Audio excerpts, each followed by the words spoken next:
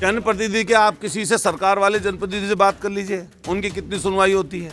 अच्छा आप बताओ, क्या दिनेश खटीक जी को भी कप्तान साहब के ऑफिस में जाते हुए नहीं देखा आपने? अभी कुछ समय पहले इस सरकार के मंत्री हैं, उन मंत्री को थाने में जाते हुए नहीं देखा अपनी समस्या को? मैं पूछना चाहता हूं कि अगर सरकार के लोग ज़्यादा खुश हों तो वो भी बता दें, कि कितनी समस्याएं उनकी सुनी जा रही हैं, कितना उनका निस्तारण किया जा रहा है। और मेरठ के लोग, मेरठ की जनता, जो मेरठ तेज़ी से शहर बढ़ रहा है, अगर उसकी परेशानी दिक्कतें, हम तो देहात के विधायक हैं लेकिन शहर में रहते हैं, हम अपनी बात अगर नहीं कह पाएंगे तो फिर क्या फ़ायदा इस चीज़ का, आप बताओ। तो मैंने विधानसभा अध्यक्ष जी को भी सूचना दे दी है, मैंने लिखित में इनसे मांगी है, और मैं भी कुछ देर के लिए बैठा हुआ हूँ इनके फर्श पर। जो आए देख के जाए भाई, जनप्रतिनिधि लोग फर्श पर बैठते हैं।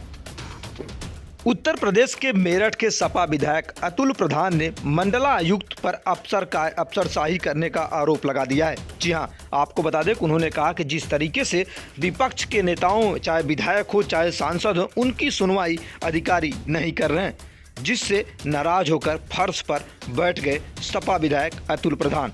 उन्होंने कहा कि मैं व्यक्तिगत अपनी बातों को, अपनी समस्याओं को लेकर नहीं आया हूं। मैं जनता के द्वारा चुना हुआ प्रतिनिधि हूं और जनता की समस्या को लेकर उच्च अधिकारियों तक पहुंचाना हमारा फर्ज है। फिलहाल आपको बता दें कि जिस तरीके से सपा विधायक अतुल प्रधान की सुनवाई न होने के कारण से वह मंडल आयुक्त के ऑफिस के बाहर फर्श पर बैठ गए। उन्होंने कहा कि जिस तरीके से योगी सरकार के मंत्री और विधायकों की सुनवाई नहीं हो पा रही है तो हमारी सुनवाई कैसे हो पाएगी। फिलहाल आपको बता दें कि जिस तरीके से सपा विधायक ने कहा है कि इसकी जानकारी हमने विधानसभा अध्यक्ष को दे दी है और इस मुद्दे को लेकर विधानसभा में भी हम प्रश्न पूछेंगे। जिस तरीके से विपक्ष के नेताओं की सुनवाई नहीं हो रही है और जनता परेशान है। फिलहाल क्या कहते हैं सपा विधायक अतुल प्रधान, सुनते हैं उन्हीं के जुबानी पूरी बात। के माध्यम से सुनेंगे तो मैं उनको भी ये बात जरूर मैंने उनकी नॉलेज में डाल दी और ज़रूर उन तक पहुँच जाएगी। और इस समय देश के प्रधानमंत्री जी हों या मुख्यमंत्री जी हों, जो इस समय के मुख्यमंत्री हैं, बेशक विपक्ष के लोग हैं, वो भी कम से कम एक जनप्रतिनिधि के सम्मान को रखाने के लिए लगातार सदन में भी बोले हैं। वो मेरठ आए थे, लगातार अधिकारियों से बोल के गए थे कि जनप्रतिनिधियों का सम्मान होना चाहिए, उनकी सम्मान।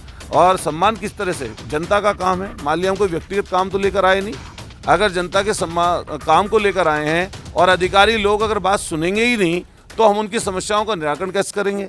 फिर आप जब कहते हैं कि सबका साथ सबका विकास सरकार कहती है, तो सरकार को अधिकारियों के लोगों से भी ये पूछना चाहिए कि आपको किस तरह का आसन जनप्रतिनिधि से करना है, क्या नहीं सिखाया गया है। भाई आप उच्च पद पे बैठे हैं, क्या भगवान थोड़ी ना है। कब तक बैठे रहेंगे यहाँ पर? अभी कब तक ये धरना चालू रहेगा? धरना क्या, मैं तो अकेला बैठा हूँ और मैं घंटे बैठूं, 2 घंटे बैठूं। अभी बैठा हूँ फर्स्ट पे इनके कमिश्नर साहब के। कमिश्नर ने आपकी जो समस्या थी उन पर कोई सुनवाई नहीं की? मेन बात ये नहीं है, मेन बात ये है कि अगर आप समस्या, जिसकी समस्या है, जिसको हम लेकर आए हैं, पर जनप्रतिनिधि किस लिए होता है कि अगर आम जन की बात ना सुनी जा रही हो तो अधिकारी के सामने, सरकार के सामने उसको जो बेहतर प्लेटफॉर्म पर उस बात को रख सके। तो हमने आज डीएम साहब नहीं थे, कमिश्नर साहब से टाइम लिया और कमिश्नर साहब से टाइम लेकर अपनी बात कह रहे थे। कहने के बाद में जो समस्या लेकर आए थे, जब अगर आप उनकी बात सुनोगे ही नहीं तो फिर आप उसका निस्तारण कैसे करोगे। लेकिन इनके दिमाग में तो ये है कि इनका कुछ बिगड़ता तो है नहीं।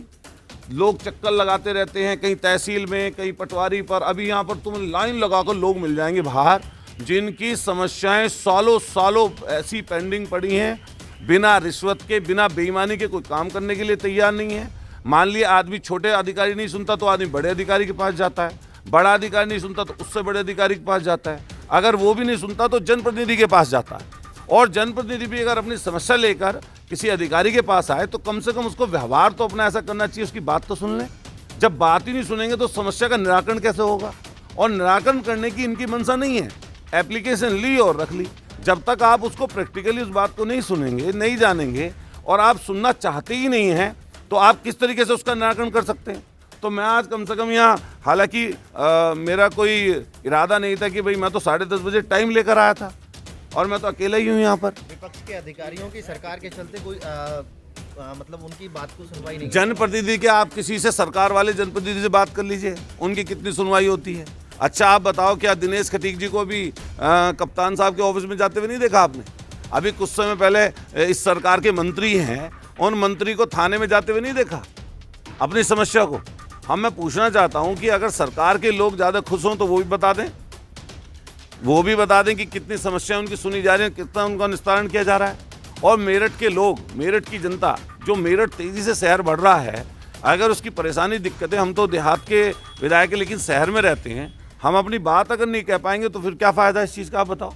तो मैंने विधानसभा अध्यक्ष जी को भी सूचना दे दी है, मैंने लिखित में इनसे मांगी है और मैं भी कुछ देर के लिए बैठा हुआ हूँ इनके फर्श पर। जो आए देख के जाए भाई, जनप्रतिनिधि लोग फर्श पर बैठते हैं,